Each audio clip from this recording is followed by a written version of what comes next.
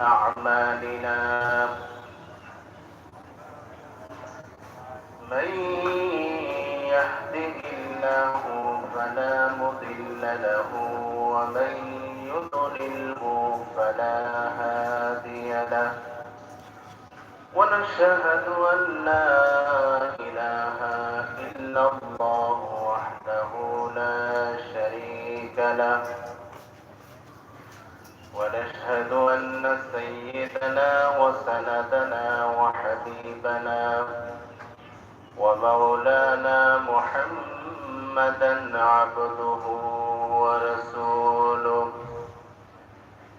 الذي أرسله بالحق بشيرا ونذيرا وداعيا إلى الله بإذنه وسراجا منيرا أما بعد فقد قال الله تبارك وتعالى في كلامه المجيد وفرقانه الحميد أعوذ بالله من الشيطان الرجيم بسم الله الرحمن الرحيم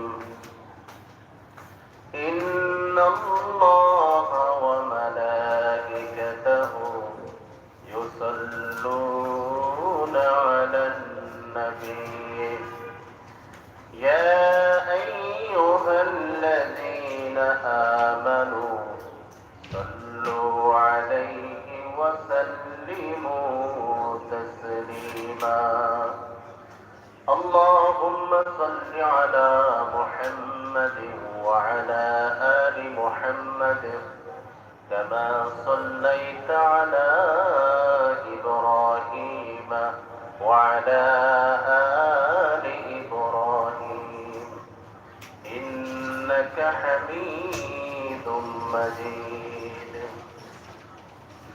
اللهم بارك على محمد وعلى آل محمد كما باركت على إبراهيم وعلى آل إبراهيم إنك حميد مجيد উপস্থিত সম্মানিত মুসল্লিয়ানে কেরাম, মহান আল্লাহ পাকের শাহী দরবারে শুকর আদায় করছি যে মহান আল্লাহ তাআলা আমাদেরকে পবিত্র জুমআর নামাজ আদায়ের জন্য আল্লাহ তাআলার ঘর মসজিদের মধ্যে আসার বসার তৌফিক দান করেছেন। এজন্য সকলে দিল থেকে শুকর আদায় করি, বলি আলহামদুলিল্লাহ। আল্লাহ তাআলা বলেন, قد نعلم إنه ليحزنك الذي يقولون فإنهم لا يكذبونك ولكن الظالمين بآيات الله يجحدون। হে রাসূল, আমি জানি এরা যা বলে তা তোমাকে পীড়া দেয়। এসব বলে এরা শুধু তোমাকে মিথ্যা সাব্যস্ত করছে না, বরং এ জালেমরা এর মাধ্যমে আমার আয়াতকেই অস্বীকার করতেছে। নবী করিম সাল্লাল্লাহু আলাইহি ওয়াসাল্লাম যখন নবুয়ত প্রাপ্ত হয়ে মক্কার লোকদেরকে নবুয়তের দাওয়াত দিতে শুরু করলেন, ইসলামের দাওয়াত দিতে শুরু করলেন, তখন কিছু লোক ব্যতীত বাকি সবাই নবী আলাইহিস সালামের রিসালাতকে, নবুয়তকে অস্বীকার করলো, প্রত্যাখ্যান করলো। তখন নবী সাল্লাল্লাহু আলাইহি ওয়াসাল্লাম তাদের এই প্রত্যাখ্যানে খুবই কষ্ট পেলেন, খুবই মর্মাহত হলেন। তখন নবী আলাইহিস সালামকে সান্ত্বনা দেওয়ার জন্য আল্লাহ তাআলা বলেন যে এরা শুধু আপনাকে অস্বীকার করে নাই, বরং এরা আমার আয়াতকেই অস্বীকার করেছে। আপনি যে সত্য নবী এটা তারা বিশ্বাস করে। কিন্তু আমি যে আপনার কাছে ওহী পাঠিয়েছি, কোরআন পাঠিয়েছি, এটাকে তারা অস্বীকার করেছে। আমার নিদর্শনকে, আমার কালামকে তারা অস্বীকার করেছে। কাজেই হে নবী, ওদের প্রত্যাখ্যান করার কারণে আপনি মনোপূর্ণ হবেন না, আপনি কষ্ট পাবেন না। তারপর আল্লাহ বলেন, ওয়ালাকাদ কুযযিবাত রুসুলুম মিন ক্বাবলিকা ফাসাবারু আলা মা কুযযিবু ওয়া বুযু হাত্তা আতাহুম নাসরুনা লা মুবাদ্দিলা লিকালিমাতিল্লাহ ওয়া লাকাদ জাআকা মিন নাবাইল মুরসালিন। তোমার আগে আরো বহু রাসূলদেরকে তারা মিথ্যাবাদী সাব্যস্ত করেছে।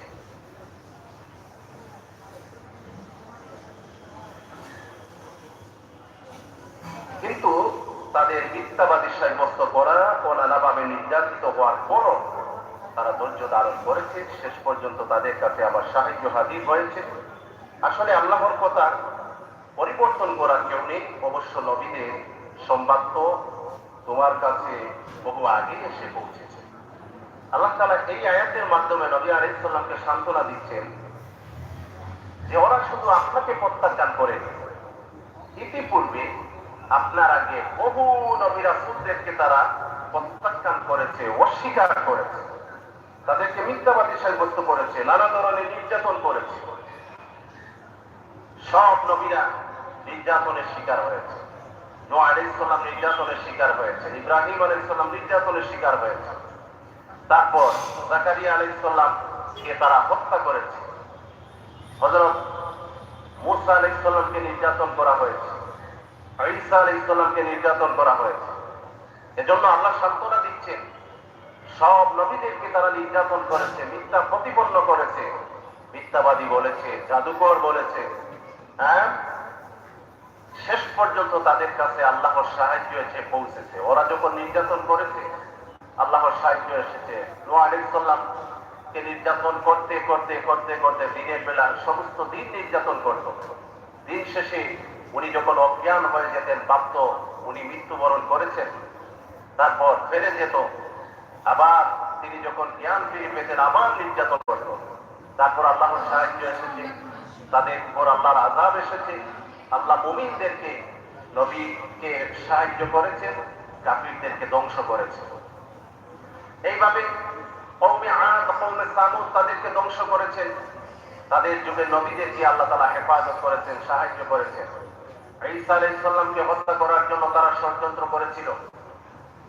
তাদের সব ষড়যন্ত্রকে আল্লাহ তাআলা প্রত্যাখ্যান করেছেন। আল্লাহ তাআলা তাদের ষড়যন্ত্রকে একেবারে চুরমার করে দিয়েছেন এবং নবী ঈসা আলাইহিস সালামকে আল্লাহ তাআলা হেফাজত করেছেন। এইভাবে আল্লাহ তাআলা বলতেছেন যে এই সমস্ত খবর আপনার কাছে অনেক আগেই এসে পৌঁছেছে। অর্থাৎ আল্লাহ তাআলা কোরআনের মাধ্যমে, ওহীর মাধ্যমে নবীকে এই সমস্ত কথা আগে আল্লাহ তাআলা আগেই বলে দিয়েছেন। وَإِنْ كَانَ كَبُرَ عَلَيْكَ إِعْرَاضُهُمْ فَإِنِ اسْتَطَعْتَ أَنْ تَبْتَغِي نَفَقًا فِي الْأَرْضِ أَوْ سُلَّمًا فِي السَّمَاءِ فَتَأْتِيَهُمْ بِآيَاتٍ وَلَوْ شَاءَ اللَّهُ لَجَمَعَهُمْ عَلَى الْهُدَى فَلَا تَكُونَنَّ مِنَ الْجَاهِلِينَ। এরপর যদি তাদের এই উপেক্ষা তোমার কাছে কষ্টকর মনে হয়, তাহলে তোমার সাধ্য থাকলে তুমি ভূগর্ভে কোন সুড়ঙ্গ কিংবা আসমানে কোন সিঁড়ি তালাশ করো, সেখান থেকে তাদের জন্য কোন নিদর্শন নিয়ে আসো। আল্লাহ তাআলা যদি চাইতেন, তিনি তাদের সবাইকে হেদায়েতের উপর জড়ো করে দিতে পারতেন, এবং তুমি মূর্খ লোকদের মধ্যে শামিল হইও না।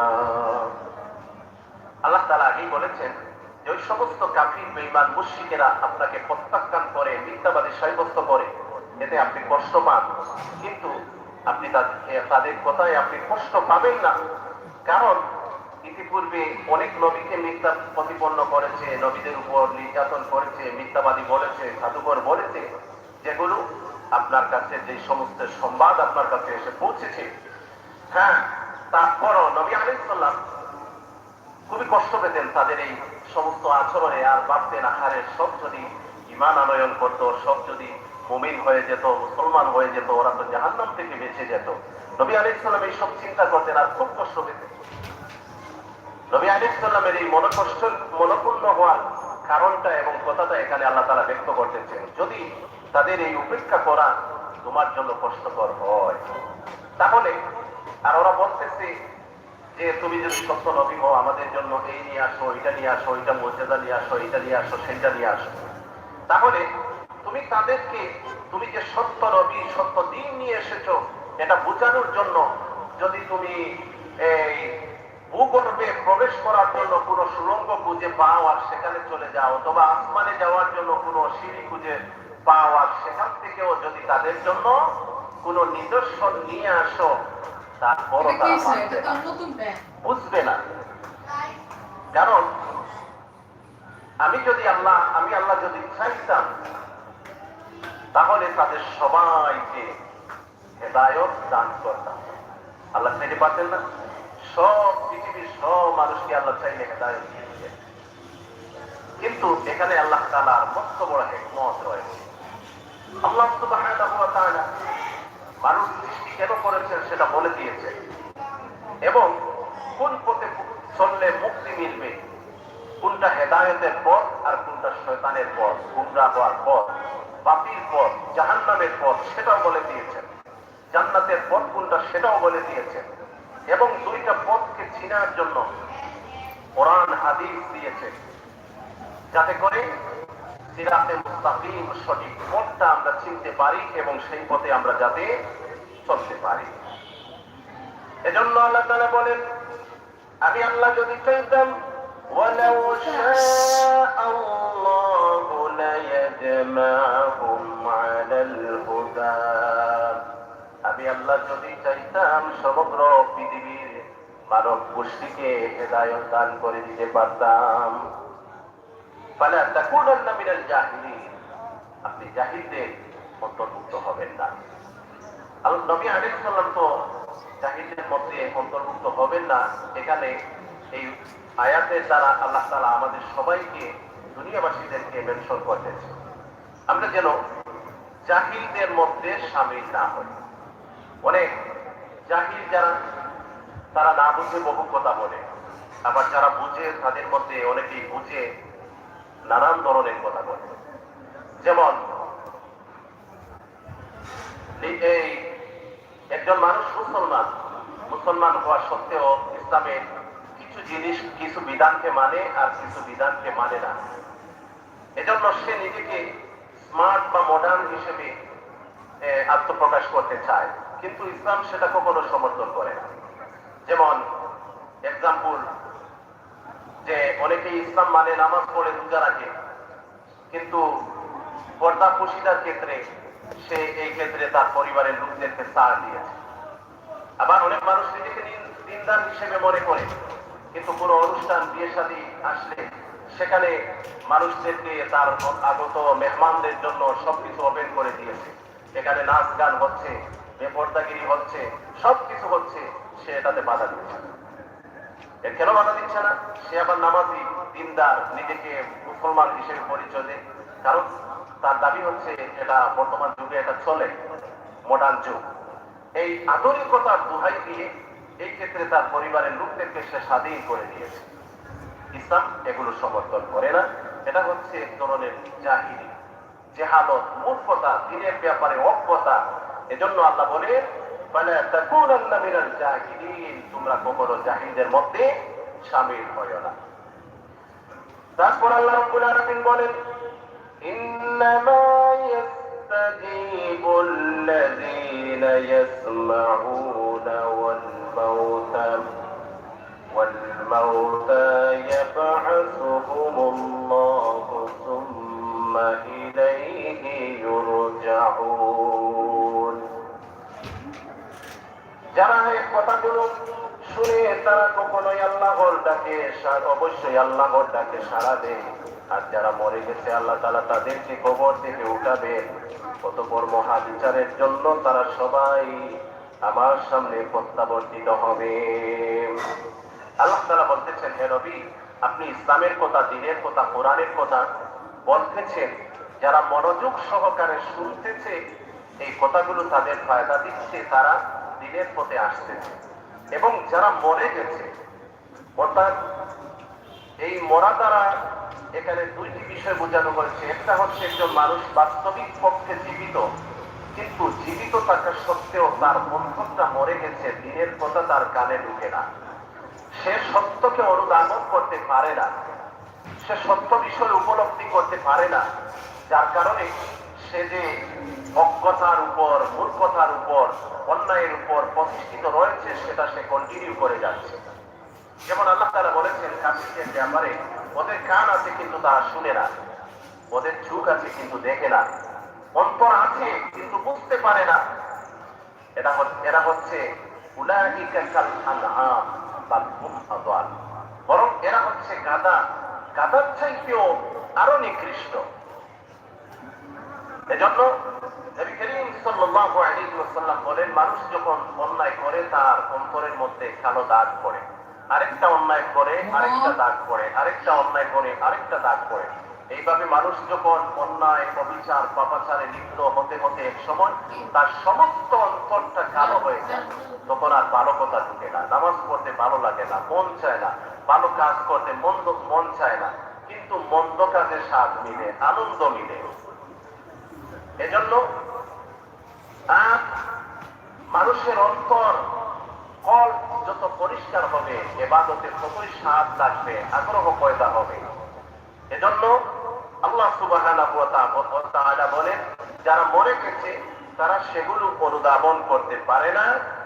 আর কিয়ামতের দিন আমি সব মানুষদেরকে কবর থেকে উঠাবো, সুম্মা ইলাইহি ইউরজাউন, তারপর সবাইকে আমি আল্লাহর কাছে ফিরে আসতে হবে, নিজের সমস্ত জীবনের কৃতকর্মের হিসাব আমি আল্লাহ তাআলার কাছে দিতে হবে।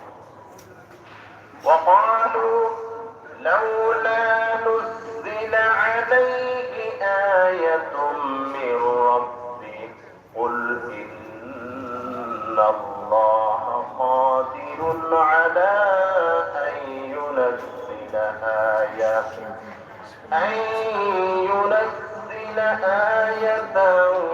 ولكن أكثرهم لا يعلمون। এরা বলে, নবীর উপর তার মালিকের পক্ষ থেকে আমাদের কথা মতো কোন নিদর্শন নাযিল করা হয়নি কেন? হে রাসূল, তুমি বলো, অবশ্যই আল্লাহ তাআলা সব ধরনের নিদর্শন পাঠানোর ক্ষমতা রাখেন, কিন্তু এদের অধিকাংশ লোকই এ ব্যাপারে কিছুই জানে না। তারা বলে, আমাদের কথা মতো কোন নিদর্শন আপনি দেখান না কেন? তারা অনেকগুলো নিদর্শন দেখতে চেয়েছিল। তখন আল্লাহ তাআলা বলতেছেন, হে নবী, আপনি বলুন, আল্লাহ তাআলা সব ধরনের নিদর্শন দিয়ে দিতে প্রস্তুত, সক্ষম রাখেন, ক্ষমতা রাখেন। যেমন আল্লাহ তাআলা ইতিপূর্বে অনেক নবীকে অনেক মুজিজা দিয়েছিলেন। মুসা আলাইহিস সালাম, ওনার একটা লাঠি ছিল, ওই লাঠিটা জমিনের উপর ছেড়ে দিলে মস্ত বড় সাপে রূপান্তরিত হয়ে যেত। এই লাঠিটা আদম আলাইহিস সালাম যখন জান্নাত থেকে পৃথিবীতে আসেন, তখন জান্নাতের একটা গাছের ডাল তিনি মিসওয়াক করার জন্য নিয়ে এসেছিলেন। এই মিসওয়াক করার সেই ডালটা বংশ পরম্পরা ক্রমে এটা হযরত শুআয়ব আলাইহিস সালামের কাছে এসে পৌঁছেছিল। আর মুসা আলাইহিস সালাম তিনি মিশর থেকে মাদিয়ান এলাকায় গিয়েছিলেন, সেখানে শুআয়ব আলাইহিস সালামের সাথে সাক্ষাৎ হলো। শুআয়ব আলাইহিস সালামের মেয়েকে তিনি বিবাহ করেন এবং শুআয়ব আলাইহিস সালাম সেই লাঠিটা ওনাকে হাদিয়া হিসেবে, গিফট হিসেবে দিয়েছেন। তারপর সেই লাঠিটা জমিনের উপর ছেড়ে দিলে অনেক বড় সাপে রূপান্তরিত হয়ে গেল। একবার মুসা আলাইহিস সালাম যে আল্লাহ তাআলা বললেন তুমি ফিরাউনের কাছে যাও, তাকে দাওয়াত দাও। তখন মুসা আলাইহিস সালাম গেলেন, গিয়ে বললেন তুমি এক আল্লাহর প্রতি ঈমান আনো, বলে তুমি যে নবী কোনো মুজিজা দেখাও। তিনি হাতের লাঠিটা জমিনে ফেলে দিলেন, অনেক বড় একটা সাপে রূপান্তরিত হয়ে গেল। তখন ফেরাউন মুসা আলাইহিস সালাম এর মোকাবেলা করার জন্য তার দেশে তার এলাকার বড় বড় যত জাদুকর ছিল সবাইকে ডাকলো আর বললো তোমরাও জাদু দেখাও। সবাই জাদু দেখালো। মুসা আলাইহিস সালাম লাঠিটা ছাড়লেন, এটা মস্ত বড় সাপে রূপান্তরিত হয়ে জাদুকরদের সবগুলো জাদু খেয়ে ফেলল। এবং জাদুকরেরাও বুঝতে পারলো যে আমাদের গুলো জাদু ছিল, উনারটা জাদু নয়। তারা সবাই ঈমান আনলো। মুসা আলাইহিস সালামকে আল্লাহ তাআলা এই মুজিজা দিয়েছিলেন। তারপর সেই লাঠিটা উনি যখন মিশর ত্যাগ করতেছিলেন ওনার দলবল নিয়ে, অনুসারী নিয়ে, তখন আল্লাহ তাআলা বলেছিলেন তুমি এই লাঠি দ্বারা সমুদ্রে আঘাত করো। তখন বনী ইসরাইলের 12টি গোত্রের জন্য 12টি রাস্তা হয়ে গিয়েছিল। এই লাঠির আরো কিছু বিস্ময়কর জিনিস ছিল। এটা অন্ধকারে আলোকিত, মাটিতে এটা ঘেরে রাখলে এটা থেকে পানি বের হতো। আর অনেক কেরামতি ছিল এই লাঠিতে। এইভাবে হযরত ঈসা আলাইহিস সালাতু ওয়াস সালাম মাটি দিয়ে একটা পাখির আকৃতি বানিয়ে সেটা শূন্যে ছেড়ে দিলে এটা জীবন্ত পাখি পরিণত হয়। জন্মগত অন্ধ মানুষের মুখে হাত বুলালে ওরা চোখের দৃষ্টি খুঁজে ফিরে পেত। তারপর কুষ্ঠ রোগীর গায়ে হাত বুলালে ওরা সাথে সাথে ভালো হয়ে যেত। এইভাবে অনেক মুজিজা আল্লাহ তাআলা অনেক নবীদেরকে দিয়েছিলেন। আমাদের নবী সাল্লাল্লাহু আলাইহি সাল্লামকেও আল্লাহ তাআলা অনেকগুলো মুজিজা দিয়েছিলেন। মক্কায় থাকাকালীন অবস্থায় কাফিররা বলল যে আপনি যদি ওই গাছটা যদি আপনি গাছ থেকে ডাকলেন, গাছ যদি আপনার ডাকে সাড়া দেয় তাহলে আপনার প্রতি ঈমান আনবো। নবী আলাইহিস সালাম গাছকে ডাক দিলেন, মাটি থেকে বের হয়ে গাছটা নবী আলাইহিস সালামের ডাকে চলে এসেছিল। সুবহানাল্লাহ। যে জায়গায় ঘটনা, তারপর নবী আলাইহিস সালাম গাছকে বলেছিলেন তুমি তোমার স্থানে ফিরে যাও, সেটা আবার তার নিজের স্থানে ফিরে গেল। এই ঘটনা যেখানে সংঘটিত হয়েছিল, বর্তমানে এখানে একটা মসজিদ আছে, মসজিদুস শাজারা, গাছের মসজিদ। নবী আলাইহিস সালামের আঙ্গুলের ইশারায় আকাশের ছাদ দ্বিখণ্ডিত হয়েছিল। এরকম অনেক মুজিজা আল্লাহ তাআলা নবী আলাইহিস সালামকে দিয়েছিলেন। তারপরও আল্লাহ তাআলা বলেন আরো কাফিররা আরো অবান্তর অবাস্তব বহু ধরনের তারা মুজিজা দেখতে চেয়েছিল, কিন্তু আল্লাহ তাআলা বলেন আমি আল্লাহ চাইলে সব ধরনের মুজিজা দেখাতে সক্ষম, কিন্তু বাস্তবতা হলো এই সমস্ত মুজিজা দেখেও যারা ঈমান আনবে না ওরা আনবে না। কাজে মুজিজার সাথে ইসলামের ঈমানের কোনো সম্পর্ক নেই। নবীদের পর অনেক আউলিয়ায়ে কেরাম যারা হক্কানি আউলিয়ায়ে কেরাম, আল্লাহ তাআলার মাহবুব বান্দা, নবীরা দেখাতেন যেগুলো সেটা ছিল মুজিজা।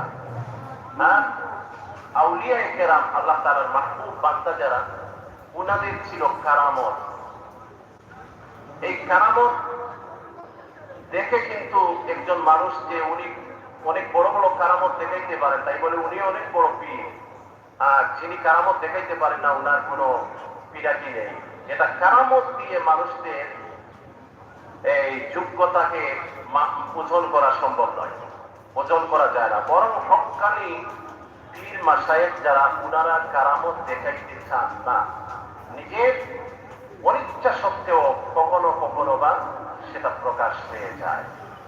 যেমন শাহজালাল মুজাররদে ইয়ামানি রাহমাতুল্লাহ আলাইহি, উনি যখন সুরমা নদী পাড়ি দিতে যাবেন, জায়নামাজের উপর উঠে তারপর সুরমা নদী পার হয়েছিলেন। সৈয়দ নাসিরউদ্দিন সিপাহ সালার রাহমাতুল্লাহ আলাইহিকে নির্দেশ দিয়েছিলেন আজান দেওয়ার জন্য। আজানের সাথে সাথে রাজা গৌরবিন্দর এগুলো ছিল কারামত। তারপর আল্লাহ রাব্বুল আলামিন বলেন ওয়ামা মিন দাব্বাতিন ফিল আরদি ওয়ালা তাইরিন ইয়াতিরু বিজানাহিহি ইল্লা উমামুন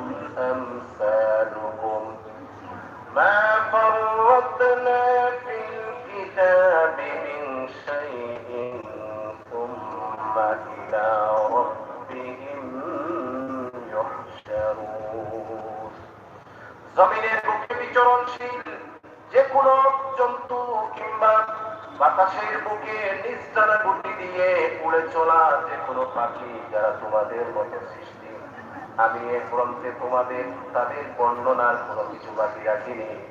অতঃপর তাদের সবাইকে তাদের মালিকের কাছে জড়ো হতে হবে। আল্লাহ তাআলা এই পৃথিবীতে বহু মাখলুক সৃষ্টি করেছে, প্রায় ৮০,০০০ মাখলুকাত সৃষ্টি করেছে। অনেক মাখলুকাত, অনেক প্রাণী সম্পর্কে আমরা জানি না। অ্যামাজন জঙ্গলে কত ধরনের প্রাণী, সবগুলো আমরা চিনি না, জানি না। মহাসমুদ্রের নিচে কত ধরনের প্রাণী রয়েছে, অনেক প্রাণীর খবর কথা আমরা জানি না, কিন্তু আল্লাহ তাআলা এগুলো সৃষ্টি। এখানে বিশেষ করে আল্লাহ তাআলা মানুষের কথা এবং পাখির কথা উল্লেখ করেছে। পাখির কথা কোরআনের আরো একটি জায়গায় বলেছে আল্লাহ তাআলা, আওয়ালাম ইয়ারাউ ইলা الطير فوقهم صافات ويقبض ما يمسكهن إلا الرحمن। আল্লাহ রাব্বুল আলামিন বলেন, দেখে নাকি তারা পাখিটি কেমন লোক মেলি লঘু ডানা উড়াইয়া চলে, শূন্যের পরে তার কোনো মানা, আবার সে কবু ডানা গুটাইয়া চলে কিন্তু পড়ে না কবু, বলো কিবা তারে শূন্যে রেখেছে। যাকে যাকে পাখি তোর আকাশে ডানা উড়াইয়া চলে, কখনো ডানা গুটাইয়া চলে কিন্তু পড়ে না, তাদেরকে শূন্যে কে রেখেছেন? আল্লাহ তাআলা। তারপর আল্লাহ রাব্বুল আলামিন বলেন, ওয়া মা মিন দাব্বাতিন ফিল আরদি ইল্লা আলাল্লাহি রিজকুহা। পৃথিবীতে বিচরণশীল যত জীব রয়েছে প্রত্যেকের রিজিকের দায়িত্ব আমি আল্লাহ তাআলার হাতে। পৃথিবীতে যত মখলুকাত, ৮০,০০০ মখলুকাত, তাদের সবাইকে আল্লাহ তাআলা রিজিক দিচ্ছেন। আল্লাহ তাআলা তাদের সবার রিজিকের দায়িত্ব নিয়ে নিয়েছে।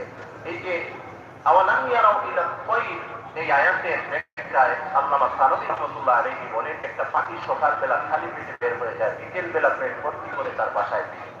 পৃথিবীর মানব গোষ্ঠী যদি আল্লাহ তাআলার উপর পাখির মতো যদি ভরসা করতে পারত, একটা পাখিকে অদৃশ্য থেকে আল্লাহ তাআলা যেমন রিজিকের ব্যবস্থা করেন, মানব গোষ্ঠীকে তেমন রিজিকের ব্যবস্থা করতেন। কিন্তু আমাদের ভরসা তো আল্লাহর উপর নেই। ভাই আপনি চলতেছেন কিভাবে? এই তো ব্যবসা আছে এই জন্য চলতেছি। আপনি চলতেছেন কিভাবে? ছেলে বিদেশ আছে, বিদেশ থেকে দিচ্ছে এই জন্য চলতেছে। তো আমাদের আমাদের বিশ্বাস ঈশ্বরের উপর, আল্লাহ তাআলার উপর আমাদের বিশ্বাসটা কমে গেছে। কিয়ামতের দিন আল্লাহ সুবহানাহু ওয়া তাআলা সব এখানে তারপর বলেন যে তোমাদের সবাইকে সুম্মা ইলা রাব্বিহিম ইউহশারুন, তোমাদের সবাইকে আল্লাহর কাছে একদিন ফিরে যেতে হবে। কিয়ামতের দিন আল্লাহ সব মখলুকাতদেরকে, শুধু মানুষ না, মানুষ এবং জিন না, সব মখলুকাতদেরকে আল্লাহ তাআলা ওনার কাছে ডাকবেন। এমনকি মানুষ এবং জিন জাতির যেরকম বিচার হবে অন্যান্য জন্তুদের উপর ঠিক তেমনি ভাবে বিচার হবে, তবে তাদের বিচারের সিস্টেমটা আলাদা। যেমন মনে করুন, এই দুটি গরু, একটি শিং আছে আর একটি শিং নেই। শিংওয়ালা গরুটা, যার শিং নেই, তার উপর অন্যায় ভাবে জুলুম করেছে, আঘাত করেছে। কিয়ামতের দিন আল্লাহ বলবেন, যার শিং ছিল না তাকে শিং দিয়ে বলবেন, দুনিয়াতে সে যেমনি ভাবে তোমার উপর আঘাত করেছিল, তুমিও তার উপর আঘাত করে এর প্রতিশোধ নাও। এইভাবে আল্লাহ তাআলা যে সমস্ত প্রাণী জগৎ রয়েছে তাদের প্রাণীকুলের আল্লাহ তাআলা বিচার করবেন। তারপর বলবেন, তোমরা এবার সবাই মাটি হয়ে যাও, সবাই মাটির সাথে মিশে যাবে। কিন্তু পার্থক্যটা হচ্ছে মানুষ এবং জিন, ওরা মাটির সাথে মিশে যাবে না। ওদের পরিপূর্ণভাবে বিচার হবে, তারপর হয়তোবা জান্নাত অথবা জাহান্নাম, দুটি থেকে যে কোনো একটি গ্রহণ করতে হবে। সেটা আমলের ভিত্তিতে সেই দুটি জায়গার মধ্যে যে কোনো একটি সেই ব্যক্তি লাভ করবে। তারপর আল্লাহ তাআলা বলেন, ওয়াল্লাযীনা কাযযাবু বিআয়াতিনা সুম্মুম বুকুমুন ফিয-যুলুমাত মান ইয়াশাইল্লাহু ইউদ্লিলহু ওয়া মান ইয়াশা يشأ يجعله على صراط মুস্তাকিম। যারা আমার আয়াতসমূহকে মিথ্যা সাব্যস্ত করে তারা হেদায়েতের ব্যাপারে বধির অমুখ, তারা অন্ধকারে পড়ে গেছে। আল্লাহ তাআলা যাকে চান তাকে গোমরা করে দেন, আবার যাকে চান তিনি সরল সঠিক পথের সন্ধান দান করেন।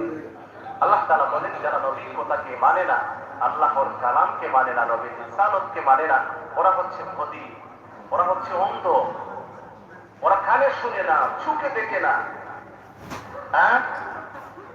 বাস্তবিকই যে ওরা বধির, অন্ধ, কান হয়। ওদের কান আছে কিন্তু শুনে না, চোখ আছে কিন্তু দেখে না। বরং আল্লাহ তাআলা যাকে চান তাকে গোমরা করে দেন। হেদায়েত এটা হচ্ছে আল্লাহ তাআলার হাতে। আল্লাহ যাকে চান তাকে হেদায়েত দান করেন, আর যাকে চান তাকে গোমরা করে দেন। আল্লাহ যাকে গোমরা করেন কেউ তাকে হেদায়েত দিতে পারে না, আর আল্লাহ যাকে হেদায়েত দান করেন তাকে কেউ পথভ্রষ্ট করতে পারে না। এজন্য আল্লাহ তাআলার কাছে হেদায়েতটা চাইতে হবে এবং হেদায়েতের উপর অটল থাকার ব্যাপারেও আল্লাহর কাছে চাইতে হবে। অনেক মানুষ হেদায়েতের উপর থেকেও আবার বিভ্রান্ত হয়ে যায়, গোমরা হয়ে যায়, পথভ্রষ্ট হয়ে যায়।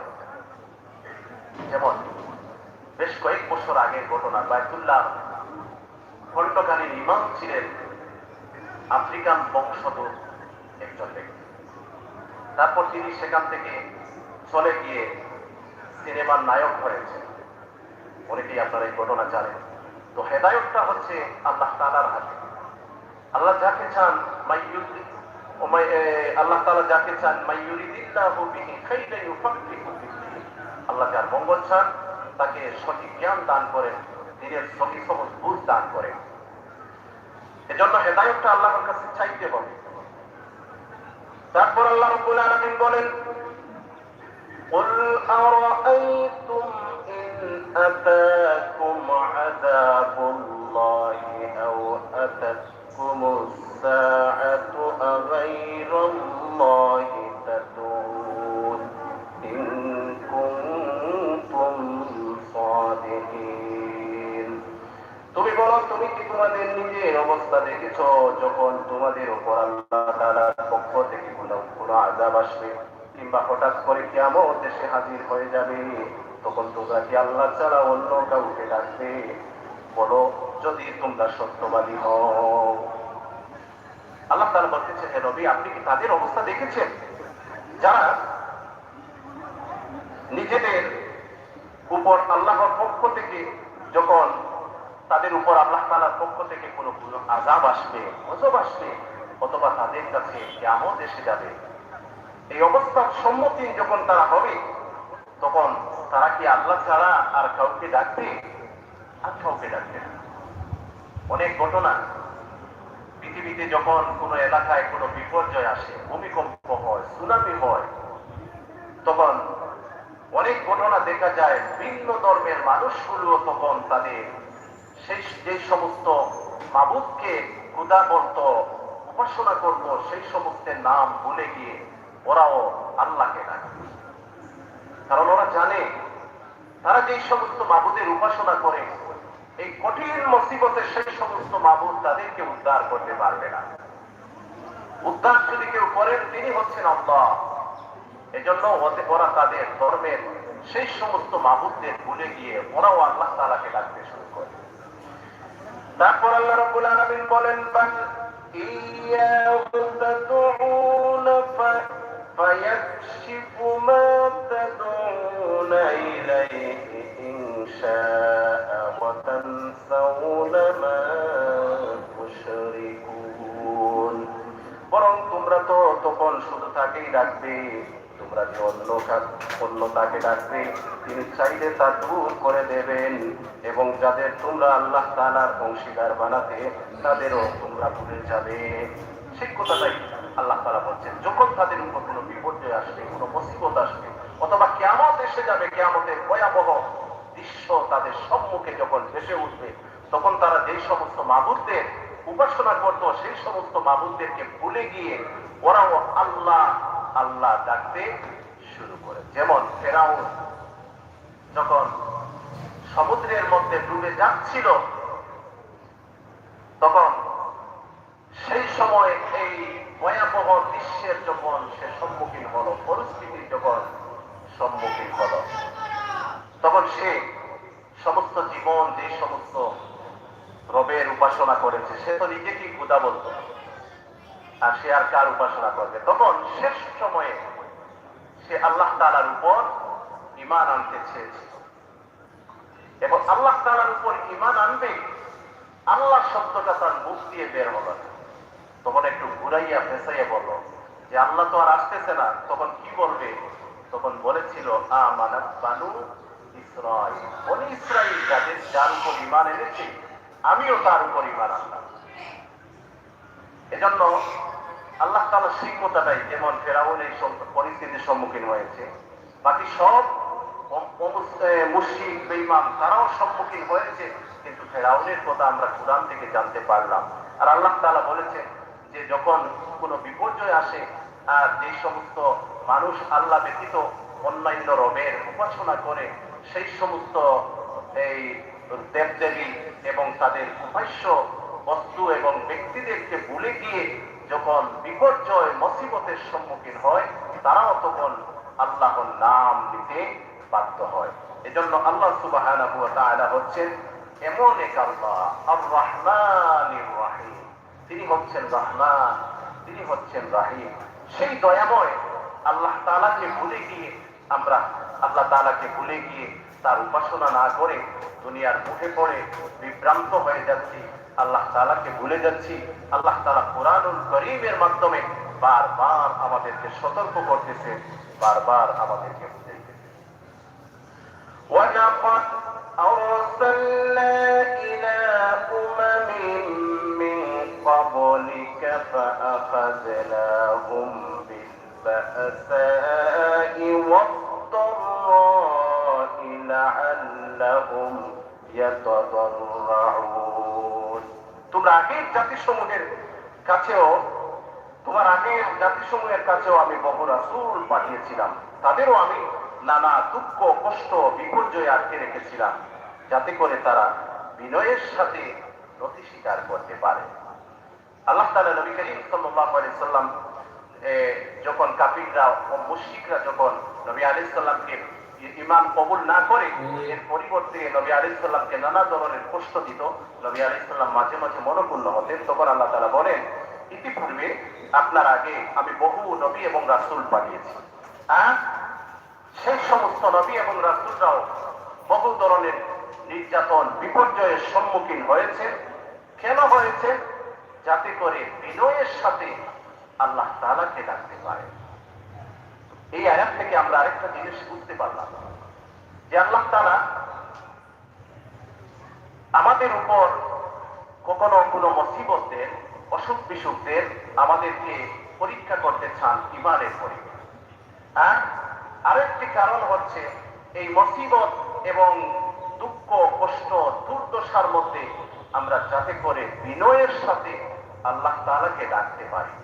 এজন্য আল্লাহ তাআলা আমাদের উপর বিভিন্ন ধরনের আপদ বিপদ মুসিবত দেন।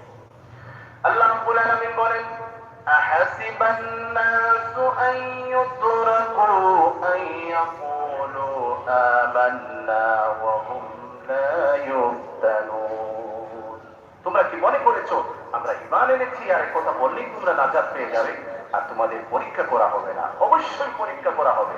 কেন করা হবে সেটাও আল্লাহ তাআলা বলেন, فَلَيَعْلَمَنَّ اللَّهُ الَّذِينَ صَدَقُوا وَلَيَعْلَمَنَّ الْكَاذِبِينَ। তোমরা যে বলেছো আমরা ঈমানদার, আমরা ঈমান এনেছি, ঈমানের দাবিতে কতটুকু সত্য আর কতটুকু মিথ্যা সেটা জানার জন্য আমি আল্লাহ পরীক্ষা করব, ঈমানের পরীক্ষা নিব। আর সেই পরীক্ষাটার পদ্ধতি সিস্টেমটা কি হবে সেটাও আল্লাহ বলেন, আমি তোমাদের পরীক্ষা করব জানমালের প্রতিসাধনের মাধ্যমে, অসুখ বিসুখের মাধ্যমে, তারপর বিপদ আপদের মাধ্যমে, দুঃখ দুর্দশা কষ্টের মাধ্যমে, ভয় আতঙ্কের মাধ্যমে আমি তোমাদেরকে পরীক্ষা করব। এজন্য আল্লাহ তাআলা আমাদের উপর পরীক্ষা দেন। পরীক্ষা পরীক্ষা, যার ঈমান যত বেশি মজবুত তার উপর তত বেশি ঈমান আসবে, পরীক্ষা আসবে। নবীরা ছিলেন সবথেকে উচ্চ মানের ঈমানদার, এজন্য তাদের উপর সবথেকে বেশি বিপদ এসেছে। তারপর সাহাবায়ে কেরাম, এইভাবে স্তরে স্তরে যার ঈমান যত মজবুত তার উপর তত মুসিবত আসবে, তত পরীক্ষা আসবে। আর পরীক্ষায় যারা, সেই সমস্ত পরীক্ষায় যারা পাশ করবে, সবর করবে, ধৈর্য ধারণ করবে, আল্লাহ তাআলা বলেন ইন্নাল্লাহা মা'আস সাবিরিন ওয়াল্লাহু ইউহিব্বুস সাবিরিন ইন্নামা ইউওয়াফাস সাবিরুনা আজরাহুম বিগাইরি হিসাব। আল্লাহ তাআলা বলেন আমি ধৈর্যশীলদের সাথে আছি, আমি ধৈর্যশীলদেরকে মহব্বত করি, আমি ধৈর্যশীলদেরকে অসংখ্য অগণিত পুণ্য দান করব। আল্লাহ সুবহানাহু ওয়া তাআলা আমাদের সবাইকে ঈমানের উপর অটল থেকে আল্লাহ তাআলার বন্দেগী করার তৌফিক দান করুন। আমিন। ওয়া আখিরু দাওয়ানা আলহামদুলিল্লাহি রাব্বিল আলামিন। আল্লাহুম্মা আমিন। ربنا ظلمنا أنفسنا وإن لم تغفر لنا وترحمنا لنكونن من الخاسرين ربنا لا تزغ قلوبنا بعد إذ هديتنا وهب لنا من لدنك رحمة إنك أنت الوهاب। أي الله تعالى আমরা আমাদের সমস্ত জিন্দেগীর গুনার বোঝা মাথায় নিয়ে তুমি মাওলার দরবারে দুইখানা হাত তুলেছি, মেহেরবানি করে আমাদের সমস্ত জিন্দেগীর গুনাহ খাতাগুলো মাফ ফরমাও। আয় আল্লাহ তাআলা আমাদের মা বাবাকে মাফ ফরমাও, যাদের মা বাবা কবরের বাসিন্দা তাদের কবরগুলো জান্নাতের বাগান বানিয়ে দাও। আল্লাহ আমাদের মা বাবা, নানা নানি, দাদা দাদির খানদানের তামাম মুর্দেগানদের মাফ ফরমাও। তামাম পৃথিবীর মাটির নিচে তোমার যত মুমিন মুমিনাত বান্দা বান্দি শুয়ে আছেন, আল্লাহ তামামের কবরগুলো জান্নাতের টুকরায় পরিণত করে দাও। আল্লাহ আমাদেরকে তোমার মকবুল গোলামি নসিব ফরমাও। আয় আল্লাহ আমরা অবাধীদের অবাধ দূর ফরমাও, মুসিবত ওয়ালাদের মুসিবত দূর ফরমাও। আল্লাহ পেরেশান ওয়ালাদের পেরেশানি দূর ফরমাও। আল্লাহ হাজতমন্দ ওয়ালাদের হাজাত গুলো পূর্ণ ফরমাও। আয় আল্লাহ বিমারীদেরকে তোমার দারুশ শিফা থেকে শিফা এনায়েত ফরমাও। আল্লাহ বাড়ি বিছানায়, আয় আল্লাহ হসপিটালের সিটের মধ্যে, আয় আল্লাহ তোমার যত বান্দা বান্দি অসুস্থ অবস্থায় শায়িত, আল্লাহ তাদেরকে তুমি শিফায়ে কামিলা নসিব ফরমাও। আয় আল্লাহ আমাদের মধ্যে অনেকে অসুস্থ আছেন, আল্লাহ তুমি সুস্থতা নসিব ফরমাও। আয় আল্লাহ সুস্থতা তোমার নিয়ামত, অসুস্থতাও তোমার নিয়ামত। আল্লাহ আমরা দুর্বল ঈমানদার, আয় আল্লাহ অসুস্থ হলে পরে আল্লাহ আমরা পেরেশান হয়ে যাই, অস্থির হয়ে যাই। এজন্য তোমার কাছে আল্লাহ আমরা সুস্থতা নিয়ামত চাইতেছি। যতদিন দুনিয়ার মধ্যে হায়াতে জিন্দেগিতে বাকি রাখো আল্লাহ, সুস্থ অবস্থায় রেখে তোমার মকবুল গোলামি করার তৌফিক আমাদেরকে দান করিও রব্বুল আলামিন। আয় আল্লাহ এই মুহূর্তে আমাদের পক্ষ থেকে অসংখ্য অগণিত দুরূদ এবং সালাম তোমার হাবিবের খেদমতে হাদিয়া পৌঁছাও। আল্লাহ আমাদের জান মাল ও ইজ্জত আবরুর হেফাজত ফরমাও। আল্লাহ আমাদেরকে বারবার মক্কা মদিনার জিয়ারত নসিব ফরমাও রব্বুল আলামিন। তামাম দুনিয়ার মধ্যে শান্তি দান ফরমাও। আল্লাহ আমাদের দেশের মধ্যে শান্তি দান ফরমাও। আয় আল্লাহ আমাদের দেশকে, আয় আল্লাহ বিশেষ করে এই সিলেটকে আল্লাহ তুমি সব ধরনের প্রাকৃতিক দুর্যোগ থেকে, আয় আল্লাহ ভূমিকম্প, সাইক্লোন এবং তারপর সব ধরনের দুর্ঘটনা থেকে আল্লাহ তুমি হেফাজত ফরমাও।